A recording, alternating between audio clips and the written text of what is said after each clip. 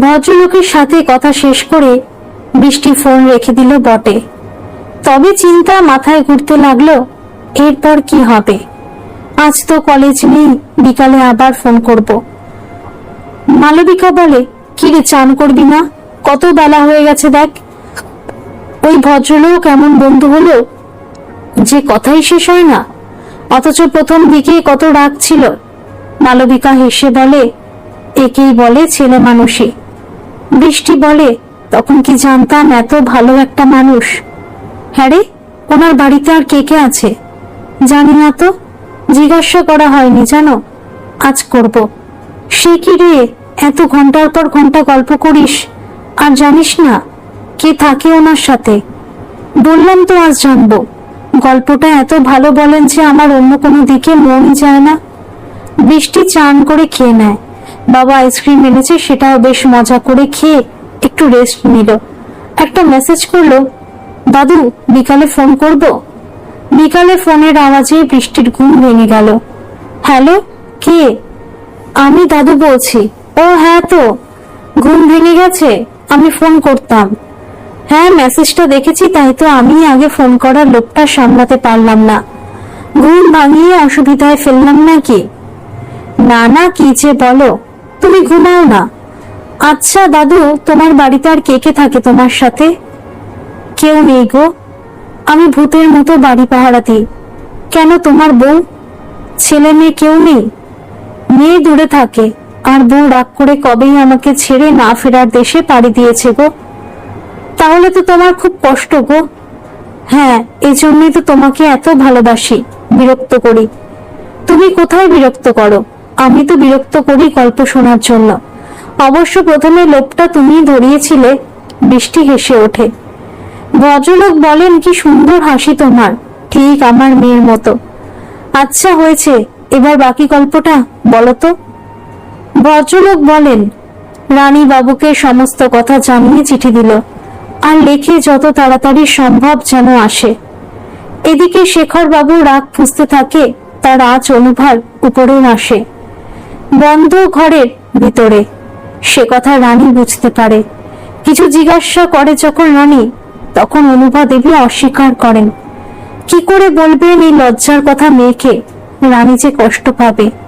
শেখর বাবু নায়ককে ডেকে কি যেন পরামর্শ করছে, সে কথা অনুভার বিশ্বস্ত ঝি এসে খবর দেয়। অনুভা বলে, শোনার চেষ্টা করো, আর তারপর আমাকে এসে বলবি। ঝি ফিরে এসে বলে, নায়ক চলে গেছে, কিছুই শোনা গেল না। অনুভা দেবী বোঝেন কিছু একটা বড় কাণ্ড ঘটাবে। তিনি তো চেনেন, জানেন এতদিন ধরে মানুষটা কতটা নৃশংস হতে পারে।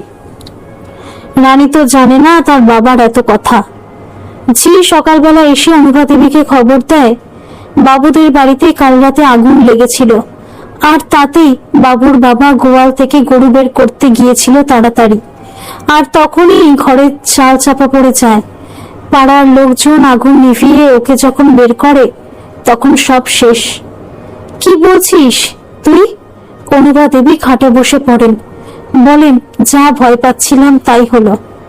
কি ভয় পেয়েছিলে গিন্নিমা? অনুভা নিজেকে সামলে নিয়ে বলেন, না কিছু না। রানী মায়ের গলা শুনে এসে সব ঘটনা ঝিয়ের কাছে শুনল। রানী বলে, ভালো হলো না, এটা ভালো হলো না। বাবু সেই দিনই চিঠি পেয়ে বাড়িতে এসে দেখে বাবা নেই, দুটো গরুও পুরো মরে গেছে, মা নির্বাক হয়ে বসে আছে। পাড়ার কিছু লোক রয়েছে, বাবুকে দেখা মাত্র তার মা চিৎকার করে কেঁদে উঠল। বাবু মাকে জড়িয়ে ধরে বলে, আমি আছি তো মা, কি করে আগুন লাগলো? মা বলে, গোয়ালে তোর বাবা রোজই তো ধোয়া দেয় মশার জন্য, সেই রকমই দিয়েছিল, সেইখান থেকেই হয়তো লেগে গেছে, আর অবলা জীবগুলো গলায় দড়ি আটকে মরে যাবে, তাই তোর বাবা খুলে দিতে গিয়েছিল যাতে ওরা দৌড়ে পালিয়ে যেতে পারে, কিন্তু পারল না, তার আগেই ঘরের চাল ভেঙে সব শেষ হয়ে গেল রে। বাবু বাবার কাজকর্ম করে মাকে নিয়ে চলে যাবে ঠিক করেছে। অনুভা বুঝতে পারে না কি করবে। রানী লুকিয়ে বাবুর সাথে দেখা করে সন্ধ্যাবেলা আর কোন দিন কোন ট্রেনে যাবে বাবুরা সব ঠিকঠাক জেনে আসে। বাবু বলে, তুমি কি যাবে ওই সময় আমার সাথে? রানী বলে, তুমি চিন্তা করো না, আমি ঠিক যখন হোক যেমন করে হোক চলে যাব। তুমি যেখানে থাকো সেখানকার ঠিকানাটা লিখে দাও। বাবু ঠিকানাটা লিখে দেয়। রানী অন্ধকারেই চলে আসে তাড়াতাড়ি, কারণ শেখর বাবু তাকে চোখে চোখে রেখেছেন সর্বদা। ঝি এসে পরের দিন অনুভা দেবীকে বলেন, বাবু ওর মাকে নিয়ে একেবারেই চলে গেছে। অনুভা দেবী বলেন, কি আর করবে বল, বাবাটা মরে গেল, মাকে রেখে গেলে আবার যদি মায়ের কিছু হয়, তাই ভালোই করেছে। শেখর বাবু সব খবর নায়ব মারফত পেলেন আর ভাবলেন নিশ্চিন্ত হওয়া গেল। এর দুদিন পর রানী নিজের জামা কাপড় গুছিয়ে মাকে প্রণাম করে চলে যেতে চায়। অনুভা দেবী বলেন, খালি হাতে মেয়েকে কি করে শ্বশুরবাড়ি পাঠাই বল, বলে এক বাক্স গহনা দেন। রানী বলে, না মা, আমি ওগুলো নিতে পারবো না, বাবার কোনো জিনিস আমার চাই না।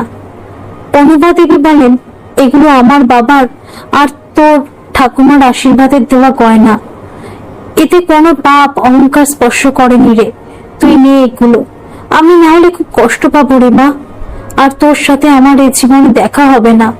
এতদিন বেঁচেছিলাম তোর জন্য, আজ থেকে সে প্রয়োজন ফুরিয়ে গেল, তোরা ভালো থাকিস। রানী মায়ের আশীর্বাদ নিয়ে রাতের ট্রেন ধরল। যথাসময় বাবুদের বাড়িতে এলো। তারপর বাবুর মা তাদের মন্দিরে নিয়ে গিয়ে বিয়ে দিলেন শাস্ত্রীয় মতে। আর বাবুকে বলেন, 1 বছর পর তোর বন্ধু বান্ধবদের নিমন্ত্রণ করে খাইয়ে দিস। আজ থেকে বাবু আর রানী নতুন জীবন শুরু হলো। তোরা ভালো থাকিস, শুধু তোর বাবা থাকলে বড় খুশি হতো, একটা আক্ষেপ চিরকাল থেকে যাবে। বাবু আর রানী মাকে প্রণাম করে, মা জড়িয়ে ধরে।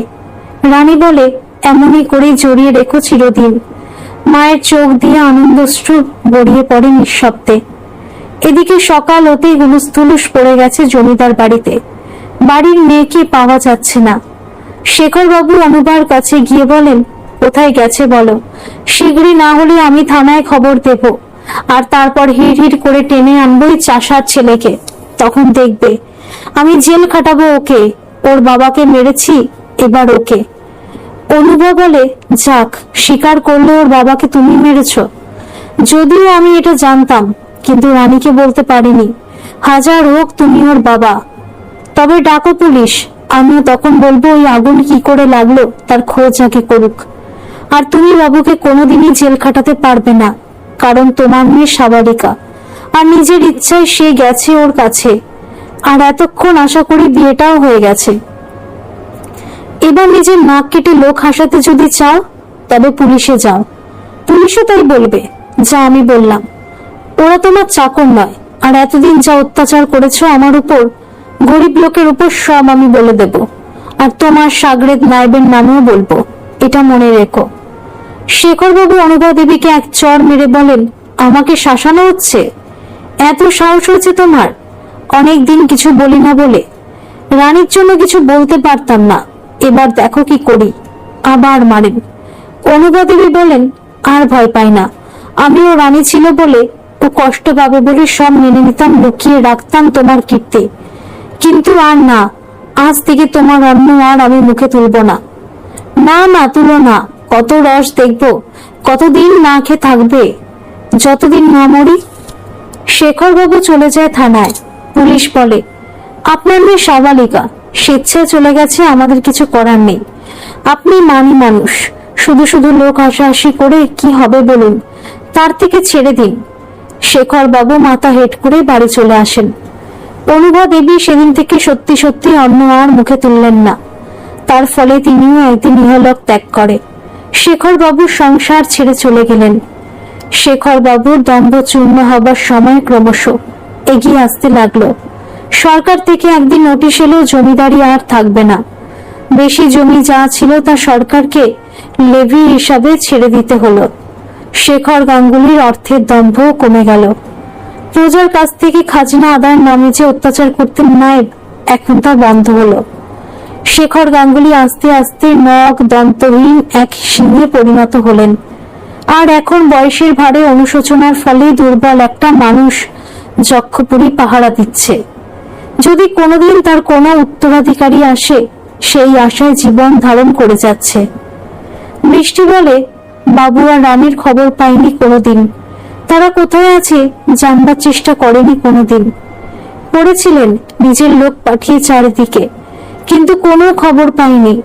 বৃষ্টি বলে, দাদু একটা কথা বলবো? হ্যাঁ বলো। এটা কি শুধুই গল্প না সত্যি ঘটনা? সত্যি ঘটনা, একদম সত্যি ঘটনা দিদি ভাই। বৃষ্টি বলে, দাদু তুমি কি কাঁদছো? না দিদি ভাই, অনেকক্ষণ ধরে কথা বলছি আর ঠান্ডাও লেগেছে, তাই গলাটা ধরে গেছে। বুড়ো হয়েছি তো, কখনো কখনো শরীরটাও তাই বেইমানি করে। এখন রাখছি, টাটা। হ্যাঁ রাখো। গল্পটা শেষ হয়ে গেলেও কাল আমি কিন্তু আবার ফোন করব, অন্য গল্প শুনবো বলে। বাই। বৃষ্টি কলেজে গেলে কাকুলি বলে, হ্যাঁ রে, তোর সেই ভদ্রলোকের কথা তো আমাকে কিছু বললি না। বৃষ্টি বলে, এখন তিনি আমার ভালো গল্প বলার বন্ধু, আমি দাদু বলি, জানিস। কাকুলি বলে, সে কি রে, এত দূর বলিসনি তো। তখন কত রাগ। বৃষ্টি বলে, ঠাম্মা একদিন বললো ভদ্রলোকের হয়তো কথা বলার কেউ নেই, তাই কথা বলতে চায়, তাই অ্যাকসেপ্ট করি, আর কথাও হয়। খুব ভালো লোক জানিস। কাকুলি বলে, ভালোই হলেই ভালো, তবে আজকাল বুড়োদেরও বেশি বিশ্বাস করিস না কিন্তু। বৃষ্টি বলে, না রে, সেরকম লোক নয়। জানিস কাকুলি, উনি একটা গল্প বললেন আমাকে, অসম প্রেমের গল্প। আগেকার, তবে খুব আগে কারো নয় মনে হয়। কিন্তু মেয়েটার কি স্ট্যামিনা রে, আমি তো ভাবতেই পারি না। তাই তো স্কুলে যখন নির্মল আমাকে ভালো লাগার কথা বলেছিল তাতেই রেগে গিয়েছিলাম, কারণ আমি জানি বাবা মা এটা মানতে পারবে না, আর আমি অত ঝামেলায় যেতেও পারবো না, তাই শুরুতেই সমূলে শেষ করে দিয়েছিলাম। কাকুলি বলে, ঠিক করেছিস, নির্মল ছেলে ভালো, তবে ওর সাথে তোদের মিশ খেত না। সেটাই তো বলছি, অথচ রানী কেমন সুন্দর মানিয়ে নেবে বলে বেরিয়ে পড়লো সাহস করে। পরে পেরেছিল কিনা মানিয়ে চলতে বড় জানতে ইচ্ছা করে, সুখী হয়েছিল কিনা কে জানে। কাকুলি বলে চলে, এখন পরে চিন্তা করিস, কলেজে শিক্ষক দিবসের অনুষ্ঠান আছে, সেই নিয়ে বৃষ্টি কাকুলি দুজনেই ব্যস্ত হয়ে পড়ল। কাকুলি আর বৃষ্টি গান করবে, আবার বৃষ্টির একটা নাচও আছে, কারণ নাচের মেয়ে সেরকম নেই, তাই তাকেই করতে হবে। তার রিহার্সাল চলছে 2 দিন ধরে। বাড়িতে ফিরতে দেরি দেখে মধুজা বলে, দেরি হলো কেন? বৃষ্টি বলে, রিহার্সাল চলছে তাই, শিক্ষক দিবসের অনুষ্ঠানের জন্য। মধুজা বলে, ও ঠিক আছে, কি গান করবি, একটু শোনাস আমাদের? হ্যাঁ শোনাবো তো বটেই, তুমি তো বলবে সুর ঠিকঠাক আছে কিনা। মধুজা বলে, এখন আর গলা ওঠে না, চর্চা নেই তো, তবে সুর ঠিক আছে কিনা বলে দিতে পারবো। সন্ধ্যাবেলায় বৃষ্টি গান ধরে, মধুজা গলা মেলায় তার সাথে। অর্ণব বাড়ি ঢুকে সেই দৃশ্য দেখে মোহিত হয়ে দাঁড়িয়ে থাকে। ওদের গান শেষ হলো। মালবিকা হাততালি দিয়ে বলে, খুব সুন্দর লাগলো বৌমা, মাঝে মাঝে তো গাইতেই পারো, বেশ ভালো লাগবে আমাদের, আর তোমার চর্চাটাও থাকবে। অর্ণব বলে, ও কথা বলো না মা, এখনই কাজের ফিরিস্তি দেবে, যেন সংসার কেউ করে না, ও একাই করছে, সব বিসর্জন দিতে হবে সেই জন্য। মধুজা বলে, ব্যাস পেয়ে গেছো দোষর, আমার দোষ খুঁজে পাও না তো, এবার পেয়েছো। মালবিকা বলে, 100 বার বলবে, তুমি গানটা আবার করবে, এখন মেয়ে বড় হয়ে গেছে, ঝামেলা তো কিছুই নেই। হ্যাঁ সেটাই কি বলবে বলো মা। মধুজা বলে, এবার তুমি অফিস থেকে ফিরলেই গান শোনাবো তোমার সামনে বসে, কেমন? খুশি এবার? মধুজা হাসতে থাকে। অর্ণব বলে, সে কপাল কি করেছি আমি।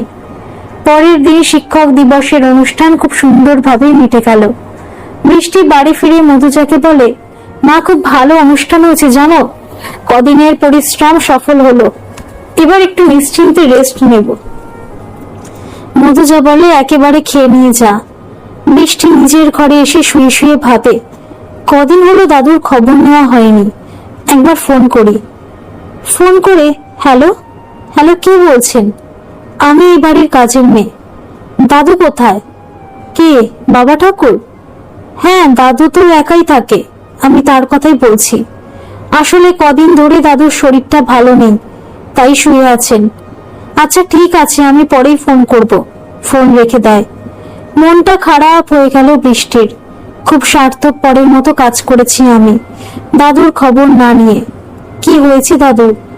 মালবিকা বৃষ্টিকে মন খারাপ করে বসে থাকতে দেখে বলে, কি হয়েছে রে বৃষ্টি, চুপ করে বসে আছিস কেন?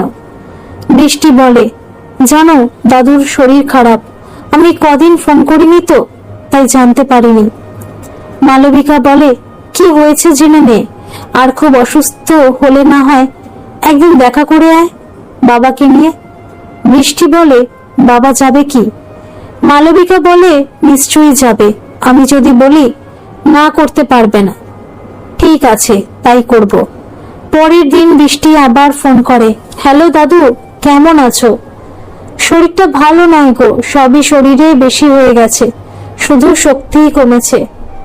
বৃষ্টি বলে, ডাক্তার দেখিয়েছো? কি বলেছেন ডাক্তার?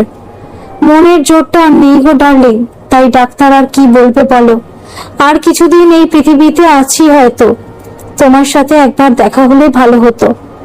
তোমার মেয়েকে খবর দিয়েছো তোমার শরীর খারাপ? না গো, ওদের আসার অনেক অসুবিধা আছে, তার উপর আগে যেখানে ওরা থাকতো সেখান থেকে বদলি হয়ে গেছে, আর সেই ঠিকানা আমি হারিয়ে ফেলেছি গো। বৃষ্টি বলে, তাহলে কি করবে এখন? ঠাকুর যা করবে। এখন রাখছি গো, পরে কথা বলবো। আচ্ছা, সাবধানে থাকবে বলে ফোন রেখে দেয় বৃষ্টি। বিকাল বেলায় বৃষ্টি মালবিকাকে দাদুর সাথে যা কথা হয়েছে সব বলে। মালবিকা বলে, তোর কি কষ্ট হচ্ছে? দেখা করতে ইচ্ছা করছে? অর্ণব সেই সময় এসে বলে, কাকে দেখতে ইচ্ছা করছে রে? মালবিকা বলে, ওর পাতানো দাদুর শরীর খারাপ, তাই দেখতে যেতে ইচ্ছা করছে। অর্ণব বলে, কোথায় সেটা, কত দূরে? চিনিস না তো? তাছাড়া ফেসবুকের অজানা লোককে এতটা বিশ্বাস করা উচিত হবে কি? বৃষ্টি বলে, না বাবা, উনি খুব ভালো ভদ্রলোক একদম। অর্ণব বলে, ঠিকানাটা জেনে নিও যখন ফোন করবে। বৃষ্টি বলে, হ্যাঁ বাবা, নিশ্চয়ই। হঠাৎ ফোন আসে, কাজের মেয়েটির ফোন। সে বলে, দাদু খুব অসুস্থ হয়ে পড়েছেন, ডাক্তার এসেছেন। দাদু আপনাকে ফোন করতে বলেছিলেন যদি বেশি খারাপ কিছু হয়, তাই আমি ফোন করলাম। দাদুই আপনার নাম্বার লিখে রেখেছিলেন। বৃষ্টি বলে, তোমার বাবা ঠাকুরের নাম কি? কোথায় থাকো তোমরা? জায়গাটার নাম কি? কাজের মেয়েটি বলে, আমি বাবা ঠাকুরের নাম জানি না, বাবা ঠাকুর বলেই সবাই ডাকে। আমাদের এখানকার নাম হেতামপুর, আর বাঘের বাড়ি বললেই যে কেউ দেখিয়ে দেবে। বৃষ্টি বলে, আচ্ছা ঠিক আছে।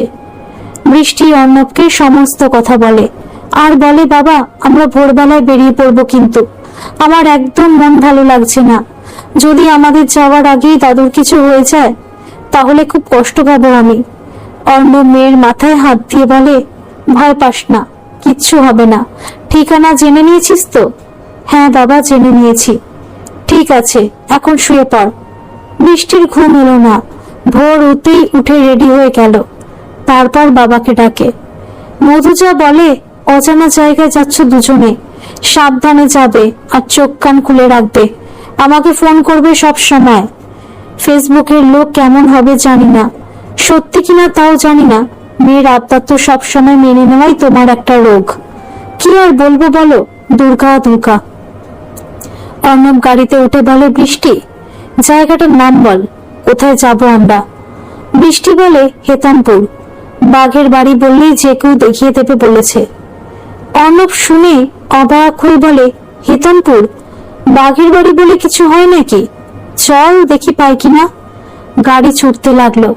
অর্ণব ভাবে, বৃষ্টির নিচে দাদু থাকলেও বৃষ্টি এইরকম খুশি হতো। দুধারে সবুজের ভিতর দিয়ে গাড়ি ছুটতে লাগলো। বৃষ্টি বলে, কতক্ষণ সময় লাগবে বাবা? আমার এক বন্ধু ফ্লাইটের টিকিট কেটেছে কাল রাতে, ও দাঁড়িয়ে থাকবে বলেছে, আমরা গিয়ে ফ্লাইট পেয়ে যাব বলেছে, তাহলে তাড়াতাড়ি পৌঁছে যাব। বৃষ্টি বলে, ততক্ষণ যেন কিছু না হয়। তুই অত বাজে চিন্তা করছিস কেন? আর টেনশন করিস না, যাই হোক ফ্লাইট যথাসময় পেয়ে গেল। অর্ণব বন্ধুকে বলে, মা আর মধুজা থাকলো, তুই একটু দেখিস। বন্ধু সমীরণ বলে, তুই চিন্তা করিস না, আমি খেয়াল রাখবো। অর্ণব আর বৃষ্টি যাচ্ছে সে কথা দাদুর কাজের মেয়েটাকে বলে বৃষ্টি। ওরা এয়ারপোর্ট থেকে বেরিয়ে গাড়ি খোঁজ করছিল, আর ঠিক তখনই একজন লোক এসে বলে, আপনারা কি হেতামপুর যাবেন? অর্ণব বলে, কেন বলুন তো? লোকটি বলে, আসলে নায়ব কাকা আমাকে গাড়ি পাঠিয়েছেন এক ভদ্রলোক ও মেয়ে আসছে বলে, তাদের হেতমপুর নিয়ে যাবার জন্য।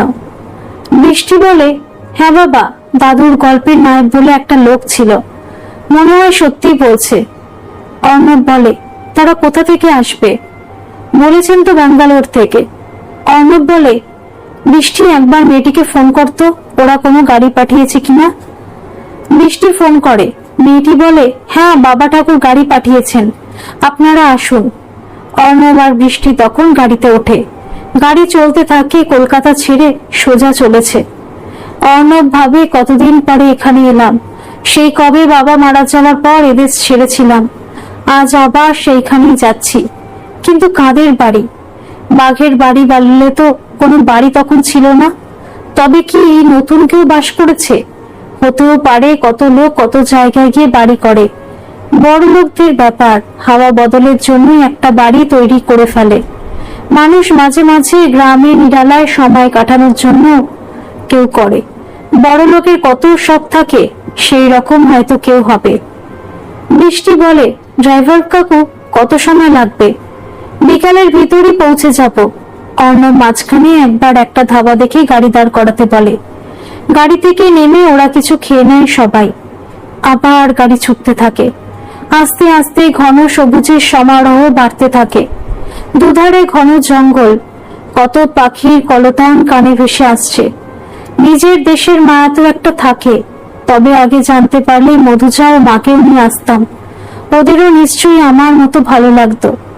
আগে তো বুঝিনি কলকাতা কলকাতাই বলতো বৃষ্টি, তাই ভেবেছিলাম ওখানে কাছাকাছি কোথাও হবে। যাক, পরে আবার নিয়ে আসবো ওদের, আগে দেখি কি হয়। অজানা পথে পাড়ি দিয়েছি, হয়তো একটা লাগছে। মেয়ের আবদার রাখতে গিয়ে কোনো বিপদে না পড়ি। অর্ণব সমীরণকে মেসেজ করে সব জানিয়ে রাখলো, যদি কোনো বিপদ হয় ও আসতে পারে যাতে। ড্রাইভার বলে, এবার আমরা গ্রামে ঢুকছি। অর্ণব চারিদিক দেখতে থাকে, না কিছুই চেনা লাগছে না। পাকা রাস্তা, দুধারে কত পাকা বড় বড় বাড়ি, দোকান বাজার, কিছুই আগের মতো নেই। অর্ণব ড্রাইভারকে বলে, এখানে স্কুল নেই? ড্রাইভার বলে, ওই যে দূরে ওইটা ছেলেদের স্কুল, আর একটু পাশেই চলুন দেখাচ্ছি, সেটা মেয়েদের স্কুল। অর্ণব বলে, তখন ছেলে মেয়ে একসাথে স্কুল ছিল, আলাদা ছিল না। ড্রাইভার বলে, হ্যাঁ আমিও বাবার মুখে শুনেছি সে কথা। বৃষ্টি বলে, তুমি কি করে জানলে বাবা? অর্ণব বলে, আসলে আগে সব জায়গাতেই ওরকম স্কুল ছিল, তাই বলছি। ড্রাইভারটি বলে, বাবু ঠিকই বলেছেন, আগে সব জায়গায় একটা করে স্কুল ছিল, পরে মেয়েদের আলাদা করে হয়েছে। আমরা এসে গেছি, ওই দেখুন বাঘের বাড়ি। অর্ণব অবাক হয়ে যায়, এ কি দেখছে? এটা তো। গাড়ির ভিতরে ঢুকে বিরাট উঠোনে এসে দাঁড়ায়। একজন বয়স্ক লোক এগিয়ে এসে অভ্যর্থনা করেন, আসুন আসুন, অনেক কষ্ট হলো আপনাদের আসতে, পথে কোনো অসুবিধা হয়নি তো? আমার নাম জয়প্রকাশ। বৃষ্টি বলে, দাদু কোথায়? উনি এখন কেমন আছেন? বয়স্ক লোকটি বলেন, চলো মা, তোমাকে দেখার জন্য তিনি ছটফট করছেন, কেবল বলছেন আমার বন্ধু আসবে, আমার ডার্লিং আসবে বলে হেসে ওঠেন ভদ্রলোক। অর্ণব কোনো কথা বলে না, শুধু অনুসরণ করে। একবার কেবল বলে, আসলে কি হয়েছে ওনার? জয়প্রকাশ বলে, আসলে বয়স হয়েছে, তার উপর একটা স্ট্রোকও হয়ে গেছে। এখানে সেরকম ডাক্তার নেই, আর ওনার নিজের কেউ নেই যে সেবা করবে। সব মিলিয়ে এই অবস্থা। মনের চাপ তো একটা আছে, একলাই থাকেন। ওরা কথা বলতে বলতে দাদুর ঘরে চলে এসেছে। জয়প্রকাশ ডাকে, বাবু, ওনারা এসেছেন। এসেছে এসেছে, কোথায় কোথায় ওরা? জয়প্রকাশ বলে, আপনি উত্তেজিত হবেন না বাবু, ডাক্তারের বারণ আছে, ক্ষতি হবে।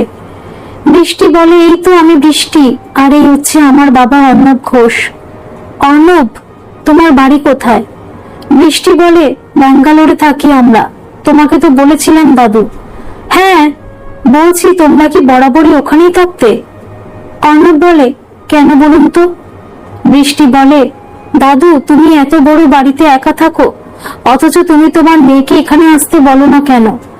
বেশ, এতদিন বলনি ঠিক আছে, এখন তোমার শরীর খারাপ, তাই মেয়েকে খবর দেওয়া তোমার উচিত ছিল। ভদ্রলোক বলেন, সেই এক চোখ, এক মুখ, আর এক কথা বলার ভঙ্গিমা, হাসির আওয়াজটাও পর্যন্ত এক। বৃষ্টি বলে, তুমি কার কথা বলছো? কেন, তোমার কথা ডার্লিং। কার মতো লাগছে? আমার মেয়ের মতো, একদম তোমার মতো দেখতে ছিল, তোমার মতো বয়সে। এখন কেমন হয়েছে কে জানে। ও জয়প্রকাশ, ওদের খেতে দাও, এত দূর থেকে এসেছেন। আদর যত্নের যেন কোনো ত্রুটি না হয়। সবচেয়ে বেশি বড় ঘর, ভালো ঘর, যেটা আমার মেয়ের ঘর, সেটা খুলে দাও, ওরা সেখানেই থাকবে। জয়প্রকাশ বলে, আপনি এত কথা বলবেন না, আপনার শরীর ভালো নয়। উনি বলেন, আমি ঠিক আছি। বৃষ্টি, তোমরা বিশ্রাম করে নাও, আমি পরে তোমাদের সাথে কথা বলবো। ঠিক আছে দাদু। ওরা চলে যায় ফ্রেশ হতে। অর্ণব ঘরে বসে ভাবে, আজ এ বাড়িতে এত আদর যত্ন হচ্ছে আমার, অথচ যার আদর যত্ন পাওয়ার কথা সে কত দূরে। মধুজা ফোন করে বলে, আমরা ঠিক পৌঁছে গেছি, সব ঠিকঠাক আছে। তোমাদের গ্রামের মতো এখানটা, তুমি আসবে এখানে? আমি তোমাকে খুব মিস করছি এখানে এসে থেকে। তাই বুঝি, দূরে গিয়ে এখন বলছো মিস করছি? বাড়িতে থাকো যখন, তখন তো একবারও বলো না। ও অভিমান হচ্ছে? আচ্ছা, এবার সব অভিমান ভেঙে দেব, সত্যি বলছি, হাসে অর্ণব। মধুজা বলে, খুব হয়েছে, আর মান ভাঙাতে হবে না। বৃষ্টি কোথায়? ও বাথরুমে গেছে। বুঝেছি, তাই এত কথা। মধুজাও হাসে। এলাই খাওয়া দাওয়ার ব্যবস্থা, সব রূপোর বাসন আজ বার করা হয়েছে সিন্দুক থেকে, বিশেষ অতিথিদের জন্য। খাওয়া দাওয়াও মিটল। বিশ্রাম নেওয়ার পর ডাক পড়ল দাদুর ঘরে। উকিলবাবু এসেছেন। ভদ্রলোক বলেন, উকিলবাবু এসেছেন। জয়প্রকাশ, তুমিও থাকো, আমি যে উইল করেছি তা শোনাও উকিলবাবু। উকিলবাবু উইল পড়তে আরম্ভ করেন। আমি শেখর গাঙ্গুলি সজ্ঞানেই উইল করছি। আমার স্থাবর অস্থাবর সমস্ত সম্পত্তি বৃষ্টি ঘোষকে দিচ্ছি। আজ থেকে আমার যা আছে সব বৃষ্টির। অর্ণব বলে, দেখুন, আমার কিছু বলার আছে এখানে। শেখর গাঙ্গুলি বলেন, বলুন, তবে এই উইলের ব্যাপারে কোনো বাধা দেবেন না প্লিজ। অর্ণব বলেন, এ বিষয়ে আমার স্ত্রীর মতামতের প্রয়োজন আছে। শেখরবাবু বলেন, কেন? আমার সম্পত্তি আমি দেব, তাতে ওনার মতামতের কি প্রয়োজন বুঝলাম না। বৃষ্টি বলে, দাদু, তোমার নামে শেখর গাঙ্গুলি? তার মানে তুমি তোমার জীবনের গল্প বলতেছিলে? শেখর বাবু চোখ মুছে বলে, হ্যাঁ ডার্লিং, দম্ভের ভারে আমি অনেক ভুল করেছি, তাই শাস্তি পাচ্ছি। অর্ণব বাবু, আপনি কি বলছিলেন স্ত্রীর মতামতের কথা? কেন, ওনার মতের কি প্রয়োজন? অর্ণব বলে, আপনি আমাকে চিনতে পারেননি, কারণ অনেক দিন পর দেখছেন তো, পরিবর্তন তো হয়েছে সবারই, যেমন আপনারও হয়েছে। কে আপনি? আমি সনাতন ঘোষের ছেলে, সেই বাবু, আর বৃষ্টি আমার আর রানীর সন্তান। বৃষ্টি বলে, তার মানে সেই গল্পের দাদু আর রানী? আমি কিছুই বুঝতে পারছি না। শেখর বাবু বলেন, আমি সব বলছি বৃষ্টি। বাবু, আমি তোমাকে চিনতে পারিনি ঠিক, তবে বৃষ্টির ফোনে রানীর ছবি দেখে আমি চিনতে পেরেছিলাম। আমি যে কবে থেকে খুঁজে ফিরছি তোমাদের। আমার কাজের মেয়েটি আমাকে ফোন কিনে এনে দিয়েছে, ফেসবুক খুলে দিয়েছে, তোমাদের খুঁজতে সাহায্য করেছে, যা পুলিশ পারেনি। আর বাবু, আমি জানি তুমি বা রানী কেউ আমার সম্পত্তি স্পর্শ করবে না, করা উচিত নয়। আমি যা করেছি তোমাদের সাথে, কিন্তু বৃষ্টি আমার নাতনি, ও এমনিতেই পাবে আমার সব। তবে কোনো জটিলতা যাতে না হয়, তাই এই বিল। শেখর বাবুর এত কথা বলার ফলে শ্বাসকষ্ট হতে আরম্ভ করে। অর্ণব আর বৃষ্টি বলে, আপনি চুপ করুন, উত্তেজিত হবেন না। আজ আমাকে বলতে দাও, হাত জোর করে, ক্ষমা করো আমাকে, না হলে আমার সদ্গতি হবে না। প্রাণটা ধরে রেখেছি তোমাদের কাছে ক্ষমা চাইবার জন্য। বৃষ্টি হাত ধরে নামিয়ে দেয় আর বলে, কি করছো তুমি? তুমি বড় তো, তুমি এই হাত দিয়ে আশীর্বাদ করবে আমাদের। বাবা মাকে ফোন করো আর বলো সব কথা। দাদুকে যদি দেখতে চায় যেন আসে, আর সমীরণ কাকুকে বলো মায়ের ঠাম্মাকে নিয়ে আসার ব্যবস্থা করতে। অর্ণব মধুজাকে ফোন করে সব বলে, আর বলে, খুব অনুতপ্ত অবস্থায় মৃত্যু শয্যায় শুয়ে আছেন, আমার মনে হয় তোমার আসা উচিত। মধুজারও তো ইচ্ছে করছে ছুটে বাবার কাছে চলে যেতে, মা নেই, বাবার এই অবস্থা। মালবিকাকে সে সব কথা মধুজা বলে। মালবিকা বলে, চলো বৌমা, ক্ষমা পরম ধর্ম, তার উপর আর কিছু হয় না। আর উনি তোমার বাবা, তার রাগ হওয়াটা কিছু অন্যায় ছিল না। আজ তোমরাও বাবা মা হয়েছ, তাই নিশ্চয়ই তার অবস্থাটাও বুঝতে পারবে। ওর জায়গায় নিজেকে বসিয়ে দেখো, দেখবে আর রাগ থাকবে না। মধুজা বলে, মা চলুন তাহলে আমরা যাই। হ্যাঁ চলো, গ্রামের জন্য আমার মনটাও কিছুদিন ধরে টানছে। মধুজা আর মালবিকাও চলে আসে। অর্ণব আর বৃষ্টি মধুজাকে নিয়ে শেখর বাবুর কাছে আসে। বৃষ্টি বলে, এই দেখো দাদু, তোমার রানী এসেছে। শেখর বাবু হাত জোর করে বলে, আমাকে ক্ষমা কর মা, তুই ক্ষমা না করলে যে আমি মরতেও পারছি না।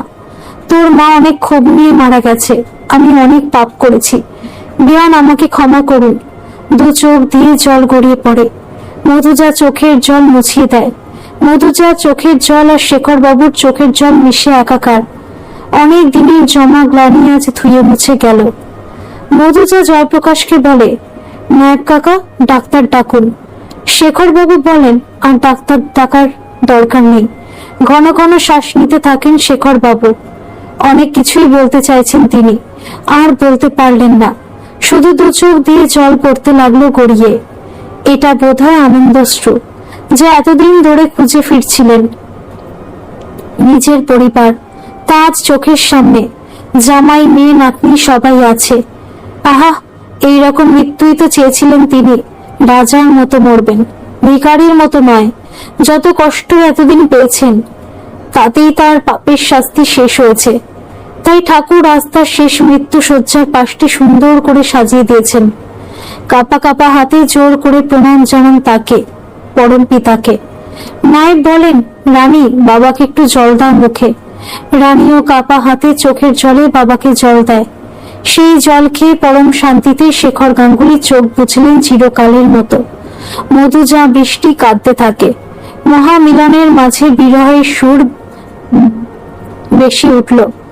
মধুজা রাজার মতোই বাবার শ্রাদ্ধ অনুষ্ঠান করলো। সব কাজ শেষ হলো। ওরা ফিরে যাবে বলেই ঠিক করে।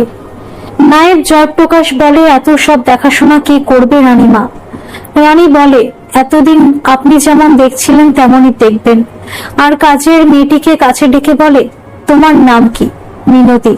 তুমি ঠাকুর ঘরের কাজ করবে, আমার ছোট বোনের মতো এখানে থাকবে। নায়েব কাকার কাছে শুনলাম তোমার কেউ নেই। কোনো চিন্তা করো না, তুমি সারা জীবন এই বাড়িতেই থাকবে। কোনো অসুবিধা হলে আমাকে ফোন করবে, কেমন?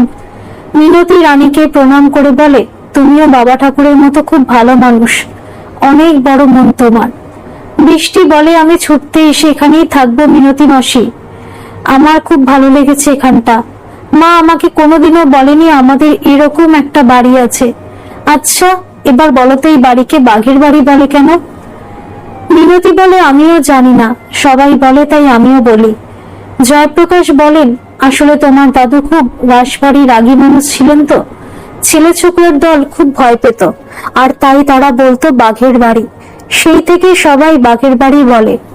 সবাই হেসে ওঠে। মিনতি বলে, এখন তো জানলে। পরের দিন ওরা সবাই ফিরে চলল। মধুজা যেন আজ অনেকটাই হালকা বোধ করছে। এতদিনের কষ্ট যেন লাঘব হলো বাবার সাথে একটুখানি সময় কাটানোতেই। একেই বোধহয় বলে রক্তের টান। শেখর বাবু খুঁজে ফেরার দিনও শেষ হলো জীবন শেষ হওয়ার সাথে। ধন্যবাদ সকল বন্ধুরা। এই গল্পটি যদি আপনাদের ভালো লেগে থাকে তাহলে অবশ্যই একটা লাইক করে দেবেন।